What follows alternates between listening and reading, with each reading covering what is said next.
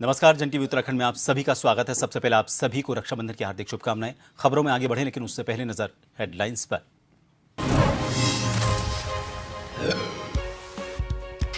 भाई बहन के अटूट रिश्ते का प्रतीक रक्षाबंधन पर्व आज। उत्तराखंड सरकार की ओर से महिलाओं को सरकारी बसों में फ्री यात्रा। सीएम धामी ने प्रदेशवासियों को दी बधाई।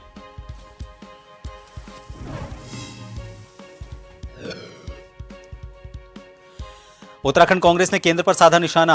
एजेंसियों से विपक्षी नेताओं पर कार्रवाई का जताया विरोध। 22 अगस्त को देहरादून में ईडी कार्यालय का करेंगे घेराव।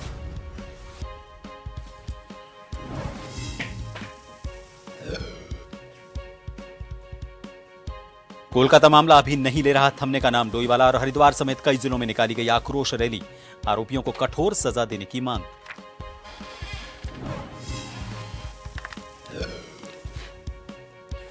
उधम सिंह नगर में पुलिस और नारकोटिक्स की संयुक्त कार्रवाई। 1.5 किलो स्मैक के साथ 2 तस्कर किए गिरफ्तार। पकड़ी गई स्मैक की कीमत करीब 1.5 करोड़ रुपए।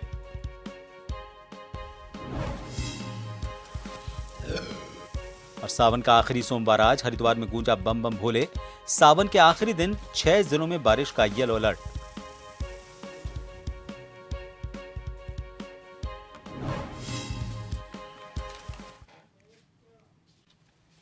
और सबसे पहले खबरें रक्षाबंधन की।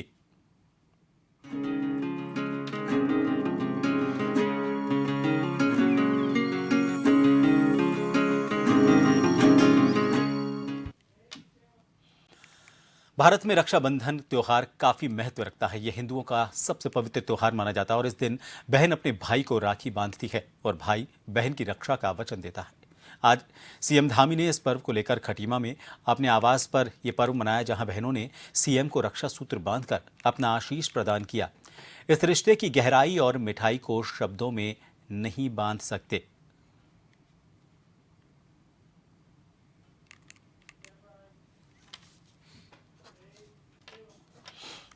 रक्षाबंधन के त्योहार पर राजधानी देहरादून में दून अस्पताल में भाई बहन का पवित्र त्योहार मनाया गया।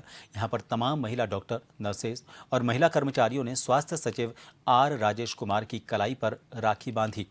इस मौके पर स्वास्थ्य सचिव आर राजेश कुमार ने सभी बहनों को शुभकामनाएं देते हुए कहा कि रक्षाबंधन का त्योहार भाई बहन का एक पवित्र रिश्ता है।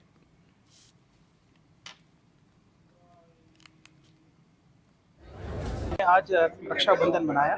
ये भाई का बहन के प्रति प्रेम का भी प्रतीक है और एक वादा भी है कि भाई जो है हर हालत में अपनी बहन की रक्षा करेगा।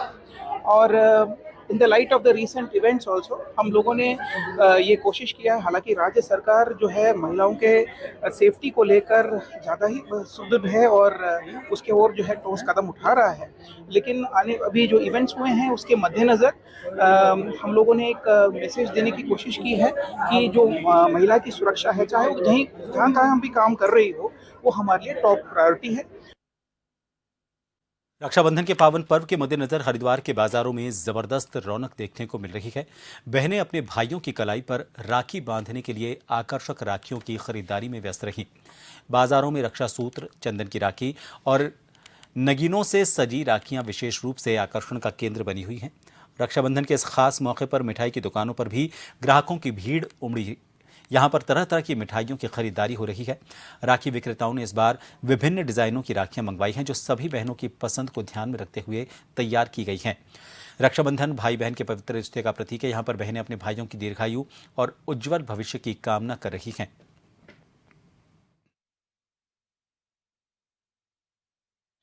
ओरिजिनल चंदन के अंदर जो राखी तुम्हें कहीं नहीं मिलेगी वो हम मंगाते हैं। रियल में है ये अंबिका की।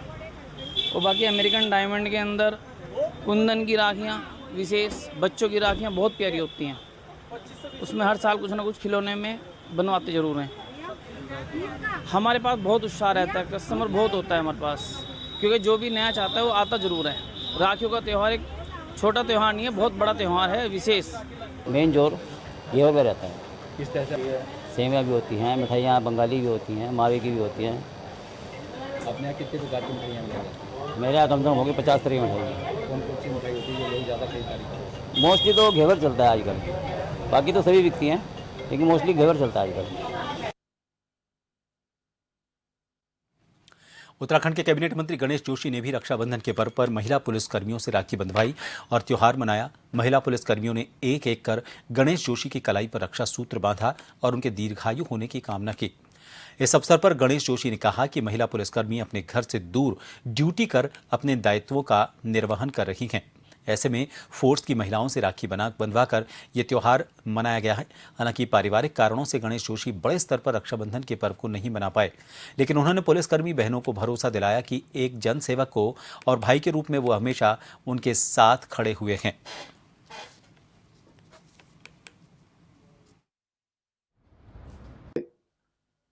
मैं पिछले 19 वर्षों से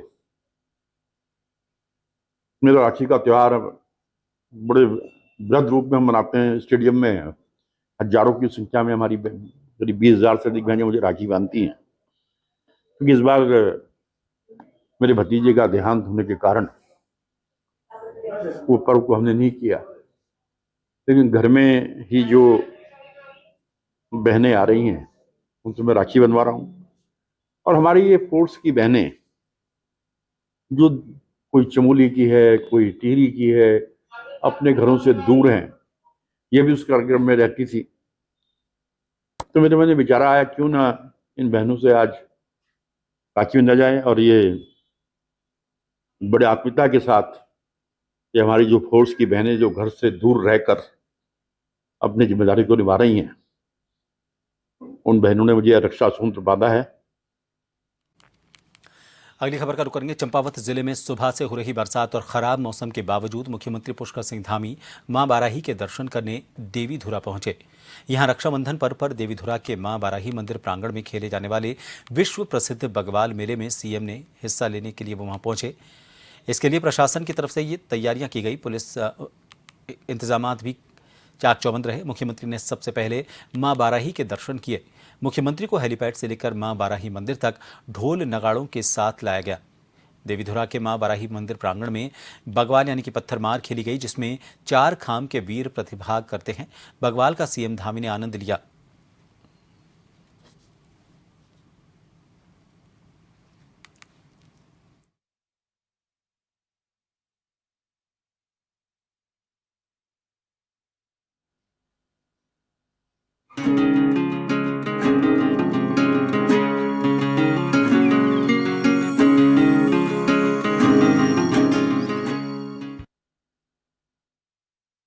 उत्तराखंड में राज्य आंदोलनकारियों को सरकारी नौकरियों में 10% क्षैतिज आरक्षण दिए जाने वाले विधेयक को राज्यपाल लेफ्टिनेंट जनरल गुरमीत सिंह ने मंजूरी दे दी है, जिसको लेकर मुख्यमंत्री पुष्कर सिंह धामी ने कहा कि सरकार राज्य आंदोलनकारियों के संघर्ष और बलिदान को कभी नहीं भूल सकती, उनके कल्याण को सर्वोच्च प्राथमिकता देती है। उन्होंने कहा कि राज्य सरकार ने राज्य आंदोलनकारियों और उनके सभी आश्रितों को सरकारी नौकरियों में 10% आरक्षण देने का निर्णय लिया है।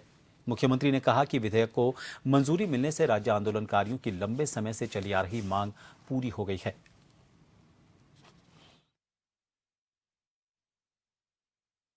पहले ही कहा था कि उत्तराखंड आंदोलनकारियों के हक सुरक्षित रहने चाहिए, उनको आरक्षण का लाभ मिलना चाहिए। राज्य निर्माण में उनकी भूमिका है। निश्चित रूप से हमने जो सरकार कहती है वो करती है।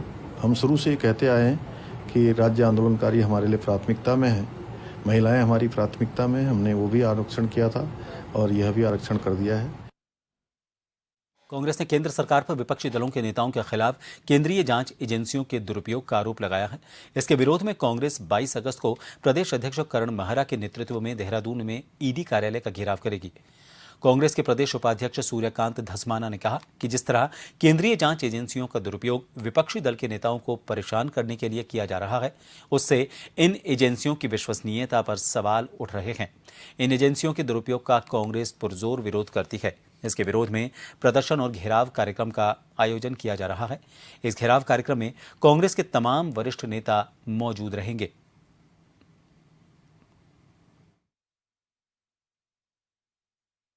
इस मामले में 22 तारीख को उत्तराखंड प्रदेश कांग्रेस कमेटी के आह्वान पर राज्य की राजधानी देहरादून में ईडी के कार्यालय पे विशाल प्रदर्शन होगा। राज्य के तमाम वरिष्ठ नेता, विधायक छोड़ करके, क्योंकि विधायक हमारे गैरसैंण में रहेंगे सत्र में, सारे नेता, प्रदेश के पदाधिकारी, प्रदेश के 2022 के सारे विधायक के चुनाव लड़े हुए लोग, 2024 के सांसद के चुनाव लड़े हुए लोग, प्रदेश के पदाधिकारी, प्रदेश के तमाम जनपदों के जिला अध्यक्ष, सारे प्रमुख नेता इसमें शामिल होंगे। कोलकाता में डॉक्टर के दुष्कर्म के बाद निर्मम हत्या के मामले में जहां पूरे देश में आक्रोश है, कोलकाता की बेटी के लिए न्याय की मांग को लेकर लगातार मांग उठ रही है। वहीं घटना के विरोध में छिदरवाला की महिलाएं, युवा और सामाजिक लोगों ने आक्रोश रैली निकालते हुए ऐसे जघन्य अपराध को करने वाले हत्यारों को फांसी देने की मांग की, साथ ही मृतक की आत्मा को श्रद्धांजलि दी। घूमने किस बात की लड़कियां इंडिपेंडेंस डे मनाएंगी? सारी लड़कियां अब हम लोग ही है। हम लोग देहरादून रहते हैं कोचिंग के लिए, ठीक है। हमें बोलते हैं कि बसेस में आओ। अब बसेस में हमने आईएसबीटी का भी सुना कि आईएसबीटी में ये सब हुआ। आप बताइए हम कैसे आएंगे बस में? हमारे घर वाले हम कैसे भेजेंगे? बाहर के हाथ लड़कियां पढ़ने के लिए जा रही है। हम लोग अपने भाइयों से अपना कंधा मिलाना चाहते हैं, लड़कों से कंधा मिला के चलना चाहते हैं। हम भी डॉक्टर बनना चाहते हैं। डॉक्टर बनने से पहले तो हमारे वो आ गया केस कि यार कोलकाता में जाके अब हमारी अगर गवर्नमेंट सीट निकलती है, हम किसी और स्टेट में जाते हैं, हमारे घर वाले किस उससे भेजेंगे हमें? हम लोग जाते हैं जहाँ पर भी जाए, कहीं भी, इन छिदवाला की बात कर रही हूँ मैं, कहीं भी हम जाते ना, चाहे मैं रात के अकेले चल जाऊंगी, ऐसा कोई नहीं दिखेगा जो पीछे मुड़ के ना देखे। अगर हम कुछ इतना लगा ले या कुछ इतना लगा ले, हमेशा लड़के पीछे मुड़ के देखते हैं। ये मेंटालिटी चेंज करनी है। लोगों को ये बताना है कि चाहे लड़कियां छोटे कपड़े लगाए चाहे बड़े कपड़े लगाए, इससे कोई फर्क नहीं पड़ता। चाहे वो लड़की 5 महीने की हो चाहे वो 3 महीने की हो, इससे कोई फर्क नहीं पड़ता। ये मेंटालिटी चेंज करनी है, तभी हम लोग यहाँ पर हैं। क्योंकि हमें ऐसा लगता है कि अगर हम घरों से निकल रहे हैं और कॉलेज जा रहे हैं तो वो तो हमारी सबसे सेफेस्ट प्लेस है। रोडवेज में भी हमें खतरा रहता है, पर फिर भी ऐसा हो रहा है तो ये बहुत ही बुरा है। और अभी भी कॉलेज जाने में सब लड़कियों को डर लगेगा कि हम कॉलेज जाके ये सब हमें सोचना पड़ेगा। हमारे पेरेंट्स को भी चिंता रहेगी। बस मैं इतना ही बोलूँगी कि के बाद उत्तराखंड के रुद्रपुर और देहरादून में हुई रेप की घटनाओं को लेकर राज्य की भाजपा सरकार विपक्ष के निशाने पर है। रविवार शाम आम आदमी पार्टी के कार्यकर्ताओं ने हरिद्वार के भगत सिंह चौक से कैंडल मार्च निकाला और विरोध प्रदर्शन किया। कार्यकर्ताओं ने राज्य की कानून व्यवस्था पर गंभीर सवाल उठाते हुए भाजपा सरकार को जमकर घेरा।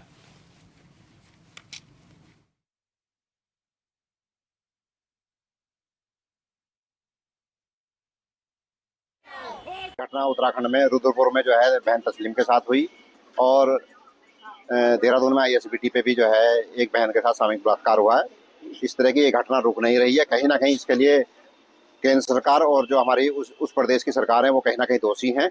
इन बलात्कारियों को फास्ट ट्रैक के माध्यम से 1 हफ्ता में सुनवाई करके खुलेआम फांसी देनी चाहिए। जब तक ऐसा नहीं होगा तो ये घटना। एक बार फिर आप सभी का स्वागत है। अल्मोड़ा पिथौरागढ़ लोकसभा सांसद केंद्रीय राज्य मंत्री अजय टम्टा के बेरीनाग पहुंचने पर भाजपा कार्यकर्ताओं द्वारा फूल माला पहनाकर जोरदार स्वागत किया गया। केंद्रीय सड़क परिवहन और राजमार्ग राज्य मंत्री सांसद अजय टम्टा के पहली बार बेरीनाग पहुंचने पर उन्होंने भाजपा कार्यकर्ताओं के साथ बैठक की। कहा कि मोदी सरकार की योजना गांव-गांव तक सड़क पहुंचाना है। उन्होंने कहा कि उत्तराखंड में 100 की आबादी और हर गांव के तोकों तक सड़क बनाई जाएगी। उन्होंने कहा कि अल्मोड़ा अस्कोट राजमार्ग को 2 लेन बनाया जाएगा। बागेश्वर से उड़ियारी बैंड तक 2 लेन सड़क बनाने का काम शुरू हो चुका है।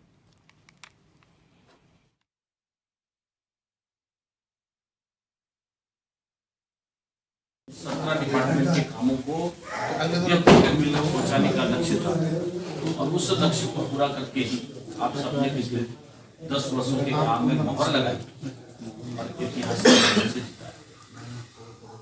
मैं एक बात के लिए आपको विशेष रूप से धन्यवाद देना चाहता हूँ। चुनाव से पहले मेरे पार्टी के वरिष्ठ नेतृत्व ने मुझे दिल्ली में बुलाया था और ये बोला था कि आप 3 बार लोकसभा लड़ चुके हैं और आप 2 बार विधानसभा में लड़े। पहाड़ों की रानी मसूरी में उत्तराखंड के गांधी कहे जाने वाले इंद्रमणि बडोनी की पुण्यतिथि पर उनको याद किया गया। मसूरी बढ़ोनी चौक पर इंद्रमणि बडोनी स्मृति विचार मंच मसूरी द्वारा एक कार्यक्रम आयोजित किया गया। इस कार्यक्रम में मसूरी के सामाजिक और राजनीतिक कार्यकर्ताओं ने इंद्रमणि बडोनी की मूर्ति पर पूजा की और माल्यार्पण कर उनको याद किया और उनके बताए हुए रास्ते पर चलने का आह्वान किया।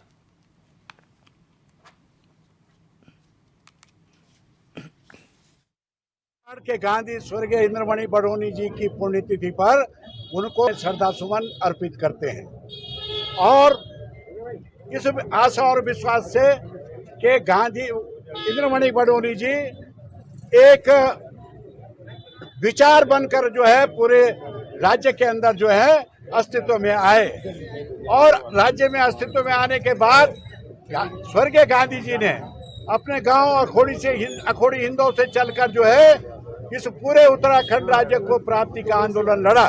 जब तक हम अध्यक्ष रहे हमने उसका रखरखाव किया। बहुत सुंदर फुहारा यहाँ शहीद बड़ून जी के नाम पे बनाया था। क्यों उसको तोड़ा गया? अच्छा, उसका भव्य रूप की बात हुई तो भव्य रूप की आज क्या दुर्दशा है। अंदर जाने को दिल नहीं कर रहा, न पहचाने जा रहे हैं। अगर कोई टूरिस्ट अभी आ जाए, किसी अनजान व्यक्ति से पूछ ले ये किस महान विभूति की मूर्ति है, तो अच्छा खासा आदमी बता नहीं सकता कि कौन है।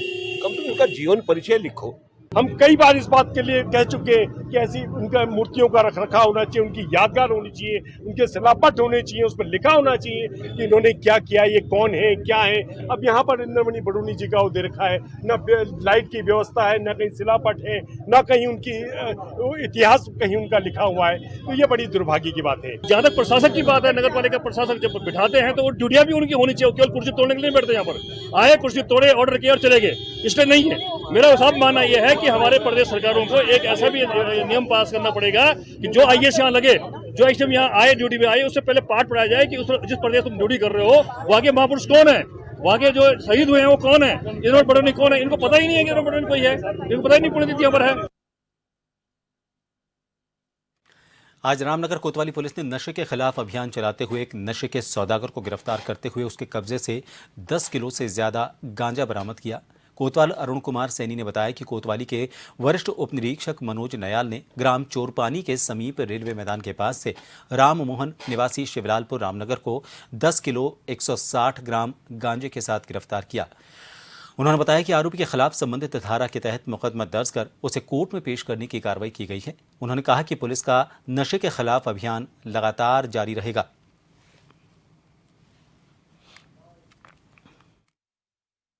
देखिए, रामनगर पुलिस द्वारा लगातार नशे के विरुद्ध कार्रवाई की जा रही है। इसी क्रम में कल पुलिस टीम द्वारा एक व्यक्ति जिसका नाम राम मोहन है, उसको रेलवे मैदान से कल 10 किलो 160 ग्राम गांजे के साथ गिरफ्तार किया है और अभियुक्त के विरुद्ध पंजीकृत किया गया है। माननीय न्यायालय पेश किया जाएगा। रामनगर कोतवाली पुलिस ने नशे के खिलाफ अभियान चलाते हुए एक गांजा तस्कर को गिरफ्तार किया है। घटना के संबंध में जानकारी देते हुए कोतवाल अरुण कुमार सैनी ने बताया कि शिवलालपुर निवासी राम मोहन नाम के व्यक्ति को मुखबिर की सूचना पर पुलिस टीम द्वारा हिरासत में लेने के बाद तलाशी लेने पर उसके कब्जे से 10 किलो 160 ग्राम अवैध गांजा बरामद हुआ। उन्होंने बताया कि आरोपी के खिलाफ संबंधित धाराओं के तहत अभियोग दर्ज कर उसे कोर्ट में पेश करने की कार्रवाई की गई है। वहीं कोतवाल का कहना है कि नशे के खिलाफ रामनगर पुलिस का अभियान लगातार जारी रहेगा। रामनगर से राजीव अग्रवाल के साथ कैमरामैन बंटी अरोड़ा, जन टीवी। उत्तराखंड नशा मुक्त अभियान में उधम सिंह नगर पुलिस और एंटी नारकोटिक्स की संयुक्त टीम को सूबे की सबसे बड़ी सफलता हासिल हुई है।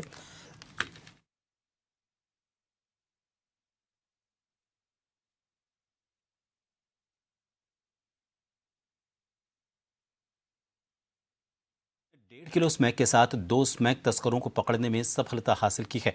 तस्करों के पास एक कार, एक अवैध 315 बोर का तमंचा और 6 कारतूस मिले हैं। नशे की रोकथाम में उत्तराखंड में यह सबसे बड़ी कार्रवाई बताई जा रही है। अंतर्राष्ट्रीय बाजार में पकड़ी गई स्मैक की कीमत लगभग 1 करोड़ 50 लाख रुपए बताई जा रही है।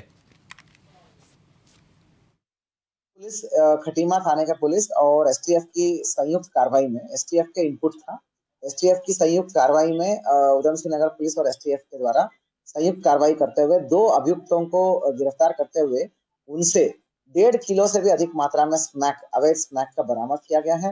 ये निश्चित रूप से माननीय सीएम साहब के जो नशा मुक्त उत्तराखंड का जो सपना है उसको साकार करने में एक अच्छी पहल है। खबर उधम सिंह नगर से ही है। आपको बता दें कि यहां पर अवैध रूप से कट रही अवैध कॉलोनियों पर जिला स्तरीय विकास प्राधिकरण का पीला पंजा लगातार चल रहा है। इसी क्रम में जिला विकास प्राधिकरण का बुलडोजर किच्छा विधानसभा क्षेत्र में 4 जगहों पर लगभग 14.5 एकड़ भूमि पर बनी अवैध कॉलोनी पर चला। फिलहाल जिला विकास प्राधिकरण की आगे भी कार्रवाई जारी रहेगी।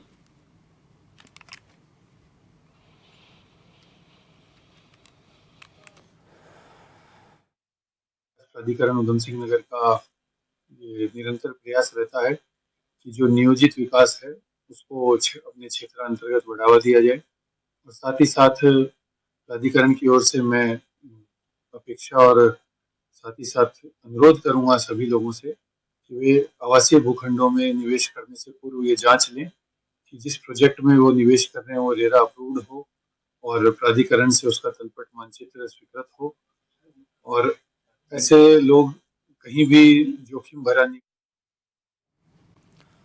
नानक सागर डैम में अपने दोस्तों के साथ नहाने गए युवक की पानी में डूबने से मौत हो गई।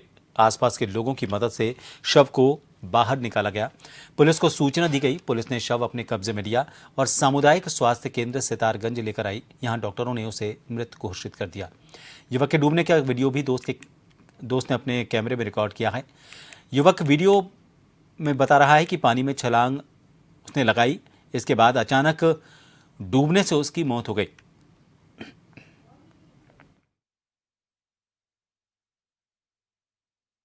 21 साल का लड़का जिसको यहाँ अस्पताल में लाया गया था, मृत अवस्था में लाया गया था, जिसकी डूबने से मौत हुई है। पुलिस को सूचना भेज दी गई है। आगे प्रक्रिया पुलिस पोस्टमार्टम में जो भी होती है आगे प्रक्रिया पुलिस कार्रवाई करने के साथ में भारी बारिश का येलो अलर्ट जारी किया गया है। मौसम विज्ञान केंद्र द्वारा 6 जिलों में तेज बारिश का येलो अलर्ट जारी किया गया है। देहरादून, उत्तरकाशी, बागेश्वर, चंपावत, नैनीताल और उधम सिंह नगर जिले में ये अलर्ट जारी किया गया है।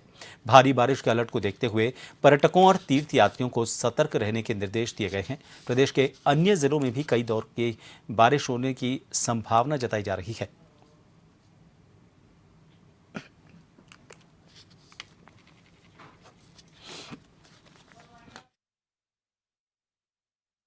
इन सभी खबरों के साथ इस बुलेटिन में फिलहाल के लिए इतना ही। नमस्कार।